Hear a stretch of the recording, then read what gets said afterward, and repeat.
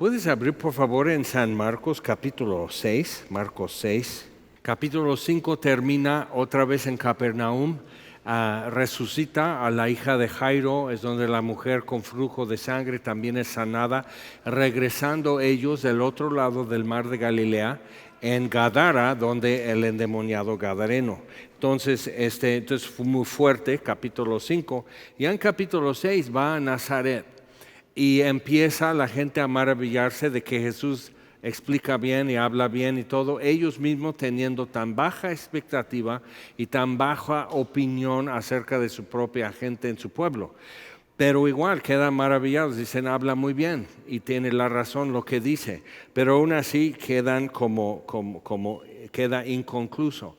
Y había ciudades o comunidades en Galilea que vieron milagros, vieron señales, escucharon su enseñanza y no quedaron convencidos. Uno es Betsaida, otro es Corazín, por ejemplo, y hasta inclusive Capernaum. Capernaum era como base y traían de los pueblos y las aldeas alrededor, traían a sus enfermos, pero realmente la gente, Capernaum no cambió, o sea, siguió con su rutina y sus creencias y sus tradiciones. Entonces es interesante ver que Jesús hizo la mayor parte de su enseñanza y de sus milagros en Galilea. O sea, en cuanto hablando a grandes multitudes y sobre todo los milagros, lo que vimos hace 8 días en capítulo 6, la multiplicación del pan. Entonces era evidente, aquí no es nada más un profeta, es mayor que cualquier otro profeta que tenían en sus historias. Pero como ya estaban muy apartados de las escrituras y existían más bien de los comentarios de los rabinos, entonces realmente eran más leyendas que estudio de las escrituras lo que hacían. Entonces, vamos a tomar en versículo 45,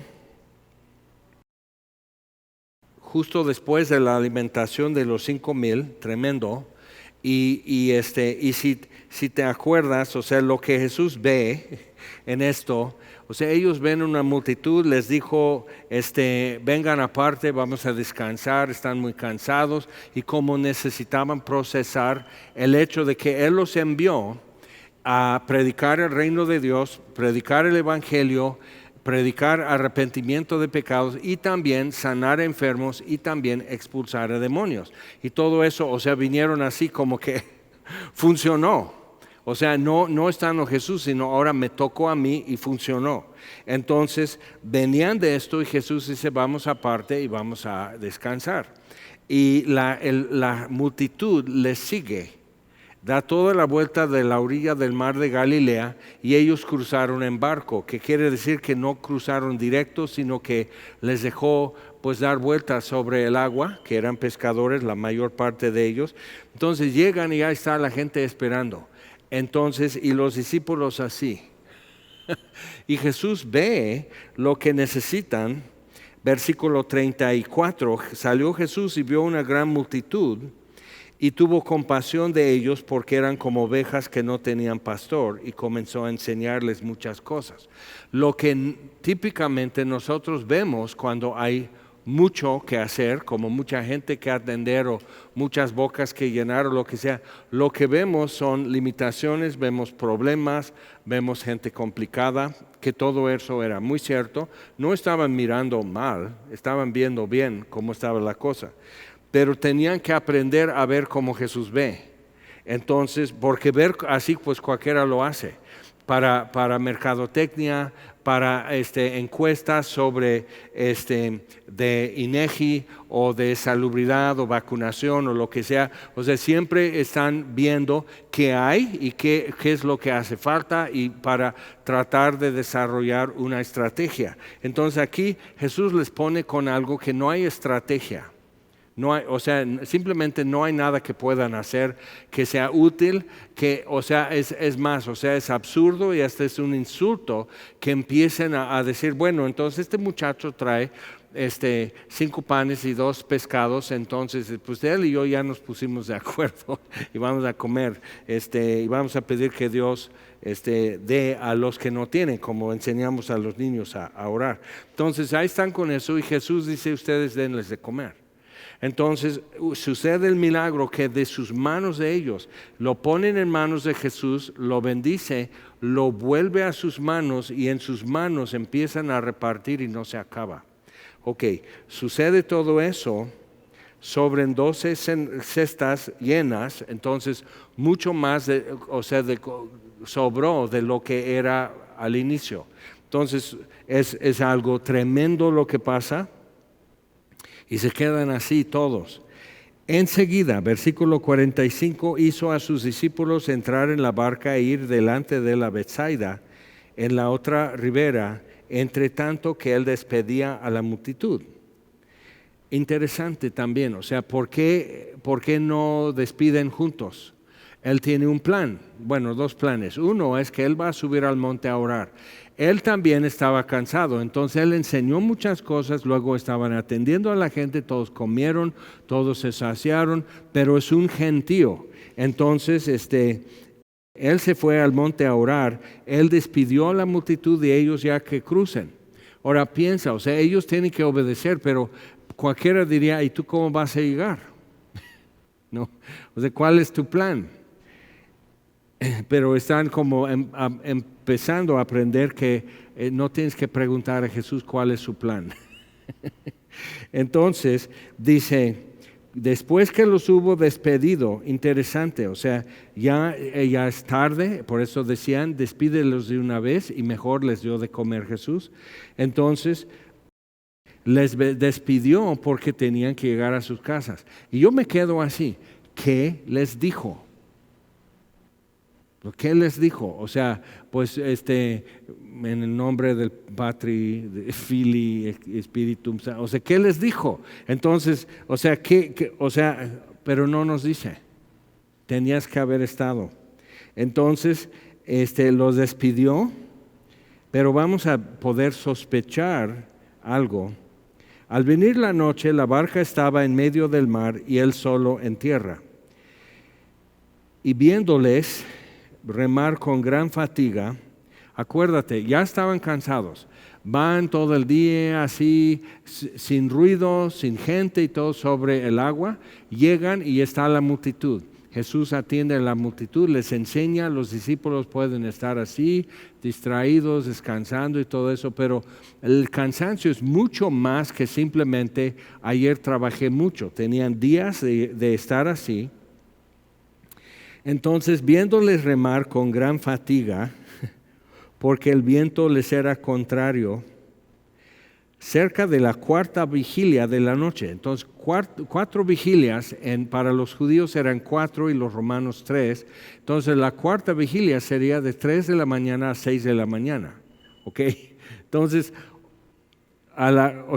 literal, se fueron antes de ponerse el sol. Ya llevaban, vamos a decir, 9 horas tratando de avanzar. Y no es tan enorme ese lago de Genesaret que llaman Mar de Galilea, pero es un lago, no es tan grande. Entonces llevan 9 horas. O sea que simplemente no hay forma de remar tan rápido porque el viento está empujando el barco. Aunque quiten velas y estén remando, simplemente sus cuerpos sirven de resistencia para que el viento empuje. Entonces están con eso, fatigados. O sea, igual, nomás digo, ¿nunca has estado así? Que Jesús dice, ve por aquí, entonces vas y estás haciendo según su voluntad y todo eso, pero todo es contrario y tienes que seguir remando, tienes que hacerlo. Y muchos han dicho en el pasado, pues es porque Jesús no estaba con ellos en el barco. Sí, pero aguas, porque ellos les obedecieron.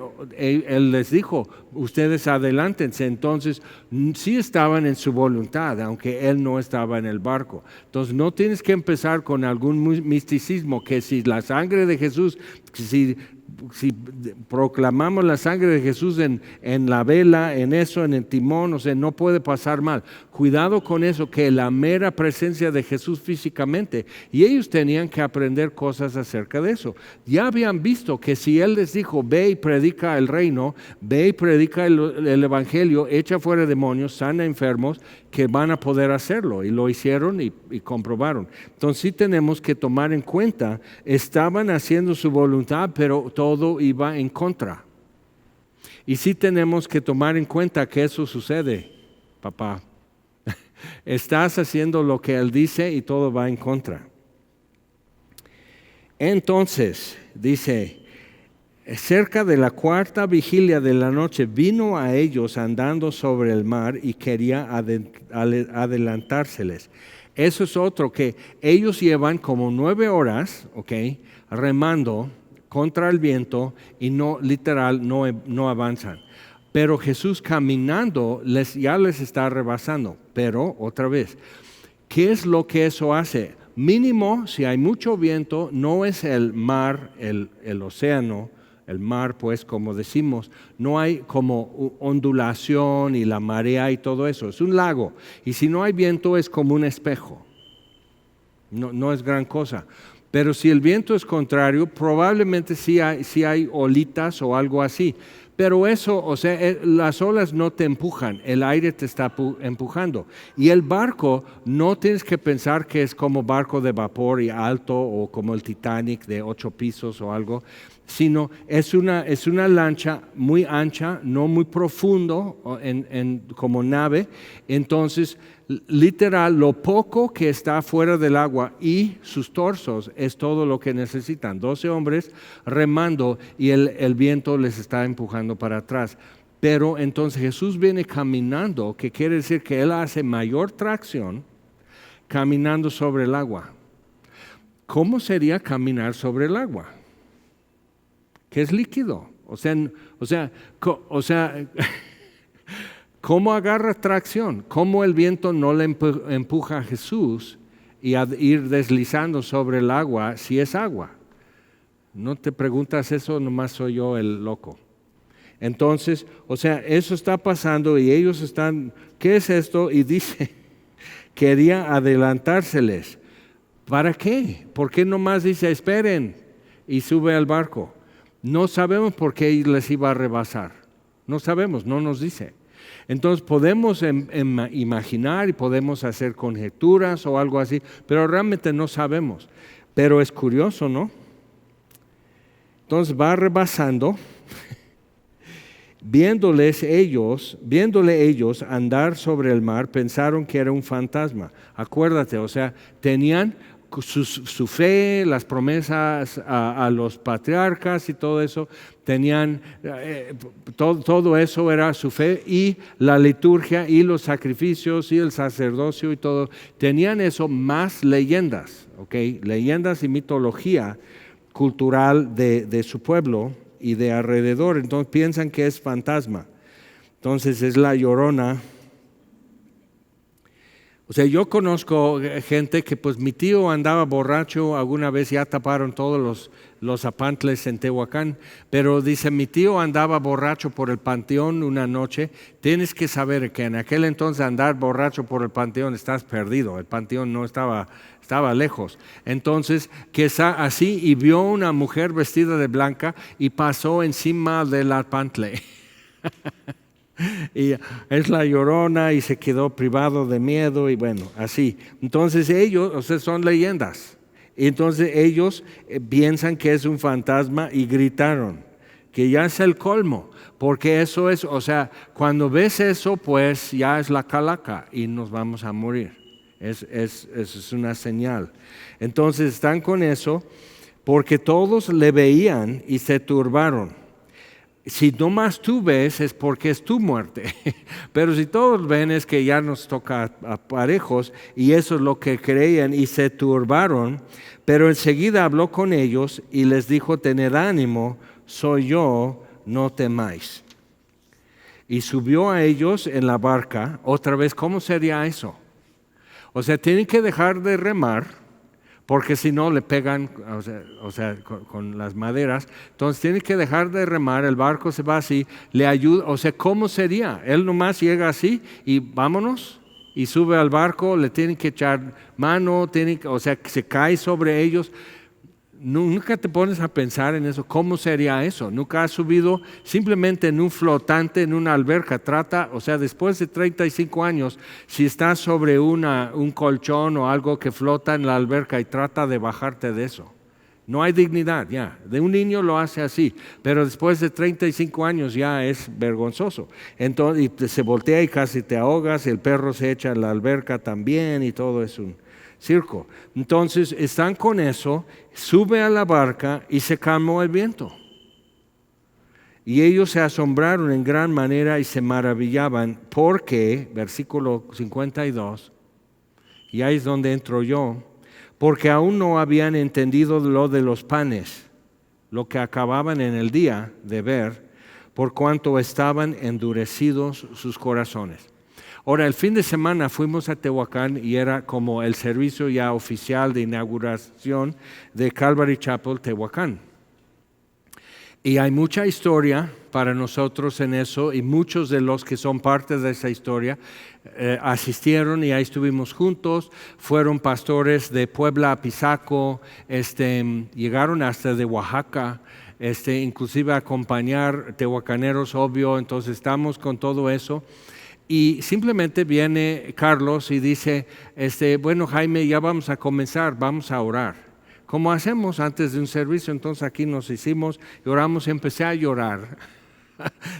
Y dice, ay, no, pues sí, cuéntame algo que me sorprenda. Pero no, o sea, simplemente así me entró una congoja de mí mismo porque me di cuenta que Dios es bueno y no estoy acostumbrado. Como que resisto su bondad y su benignidad y su bendición y su gracia y misericordia, no estoy acostumbrado. Como que no, gracias. ¿Por qué? Porque luego va a decir que soy muy pediche o ya lo va a retirar o cuando ya te acomodas Dios se desaparece o bueno, mil razones. Pero me di cuenta, mi corazón está endurecido en aquello de que algo que ¿será que Dios en verdad ama Tehuacán? Entonces dije, híjole, mi corazón está endurecido. Dolor, heridas, cansancio, desilusión, muchas cosas. Pero entonces tú puedes hacer tu lista y decir, ¿dónde está mi corazón endurecido? De manera que Dios puede estar haciendo algo delante de mis ojos y no creo. Ya está, estoy espantado. Entonces es válida la pregunta. Y a mí sí me confrontó cañón y dije, ahora, entonces, y lloré, pero también de gratitud y comenzamos y todo muy bonito y excelente tiempo, convivencia y demás. O sea, para mí, fue realmente una maravilla tras otra, pero me encontré con ese tope de estar así. Corazón endurecido porque no estoy acostumbrado, no me acostumbro todavía a que Dios me haga bien. ¿Conoces a alguien así? Entonces es importante poder tomar eso y luego veamos lo que sucede. Versículo 53. Terminada la travesía, vinieron a tierra de Genezaret, que es el nombre del lago, pero también un pueblo, y arribaron a la orilla, y saliendo ellos de la barca, enseguida la gente le conoció. Y recorriendo toda la tierra alrededor, comenzaron a traer de todas partes enfermos en lechos, a donde oían que estaba. Entonces imagínate, la gente que no está enferma, la gente que está bien, pero quiere ver a Jesús, le siguió y fueron a un lugar donde no había nada y escucharon su enseñanza. Se hizo tarde, Jesús los alimentó. Al despedirles, ¿qué es lo que pasa? Pues ya llegando al otro lado, que es ya el lado de los judíos, muchas comunidades, entonces estando ahí, pues ya puede decir, ok, les dije que iba a pasar a su pueblo, les dije que iba a pasar a su pueblo. O sea, porque cualquiera diría, ay maestro, lástima que no está aquí mi tía, porque ella ha escuchado lo que pasa, lo que haces y todo eso, pero ella no puede caminar. Entonces, o sea, todo eso, otra vez regresamos a lo que Jesús ve. Y donde nosotros, vemos problemas, vemos limitaciones, vemos gente complicada. ¿ok? Que eso es, o sea, confieso. Él ve un acceso para su bondad. Él ve un acceso para mostrar su poder y su gracia. Eso es lo que Él ve. Él no está turbado, Él no está ansioso, Él no está amargator, o sea, no está así de eso, no está así, pues no lo voy a creer. Ahora sí quieren recibirme, quieren escucharme enseñanza, Jesús no está, sí, pero ahora no quiero. O sea, no, sino Él ve un acceso para hacer bien. Entonces, recorriendo toda la tierra de alrededor, comenzaron a traer de todas partes enfermos en lechos, a donde oían que estaba. Y donde quiera que entraban, aldeas, ciudades o campos, ponían en las calles a los que estaban enfermos y le rogaban que les dejase tocar siquiera el borde de su manto. ¿Cómo se difundió eso? La mujer con flujo de sangre ya dijo, bueno, pasó esto y esto, y dije dentro de mí, si tan solo toco el borde de su manto. Entonces, o sea, ella con fe insuficiente, no una muy buena teología, ¿ok? Ella pensando mal de Jesús, pensando mal quizás de su respuesta, su reacción, ella mal y con una fe no muy buena, recibió un milagro de Jesús y Jesús le dijo, no temas, ve en paz, tu fe te salvó. Entonces ella está con eso, pero otros alrededor oyeron la versión, que no, alguien me tocó porque salió poder de mí. ¿Cómo sería eso? ¿Qué es lo que Jesús siente? ¿Toques eléctricos? ¿Hormigueo? ¿Qué es lo que Jesús siente? Salió poder de mí. No sabemos, simplemente Él lo observó. Entonces, todo eso sale y hay un gentío y enseguida Jesús va a casa de Jairo y resucita a su hija que apenas se murió. Entonces eso en Capernaum la gente está así. Llegan a Genezaret y esta mujer, o sea, todo lo que hizo Dios en su vida, ya sabían todo alrededor. Ya no en Capernaum, sino quién sabe hasta dónde llegó la versión y el reporte de lo que Jesús dijo. Entonces, mira, para no quitarle tiempo, nomás estamos así y están así, a ver tía, y levantan su mano para que pasando él toque su manto y la tía queda sanada. Así Jesús tiene milagros y milagros y milagros y tiene gracia y tiene bondad y no se le acaban los inventos y no se cansa de hacer bien a la gente. Y nosotros estamos así, pero para que no se choque, para que no se choque. No le voy a fastidiar pidiendo más. O sea, me atrevo a creer que ahora podemos plantar una iglesia en Tehuacán. De nuevo. Y me doy cuenta por qué sientes que requiere mucho valor eso y que estás así como y que hazlo quedito, que nadie se dé cuenta y tenemos que hacerlo casi en secreto. Yo no sé tú, son mis complejos porque confieso que también yo soy uno de los complicados que los apóstoles verían, pero Jesús ve aquí y en ti un acceso para su bondad. Si le permitimos. Le rogaban que les dejase tocar siquiera el borde de su manto y todos los que le tocaban quedaban sanos. Tremendo. Y empezamos a ver con eso cómo, o sea, como que fuera de horario, fuera de lugar, no tenía que ser en sinagoga o en campo, podía ser el día de reposo y eso causaba polémica también, pero o sea, fuera de lugar, fuera de horario, fuera de, no, pues ya nos íbamos a comer, por favor, ok, vamos, y sanamos a otro enfermo, y hablar a la gente, enseñarles muchas cosas, porque los vio como ovejas dispersas que no tienen pastor. Y nosotros necesitamos entonces decir, ¿qué es lo que veo? Necesito ser honesto conmigo mismo y decir, ¿qué es lo que yo veo?